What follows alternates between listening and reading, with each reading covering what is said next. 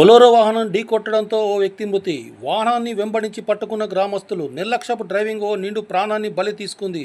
జగిత్యాల జిల్లా నర్సింగాపూర్ బైపాస్ రోడ్డుపై సోమవారం ఉదయం సుమారు 8:30 సమయంలో అదే గ్రామానికి చెందిన అత్తిని గంగాధర్ అనే వ్యక్తి గుర్తు తెలియని బొలెరో వాహనం ఢీకొట్టి వెళ్ళిపోయింది. తీవ్రంగా గాయపడిన గంగాధర్ను స్థానికులు చికిత్స నిమిత్తం తరలిస్తుండగా మార్గం మధ్యలోనే మృతి చెందాడు.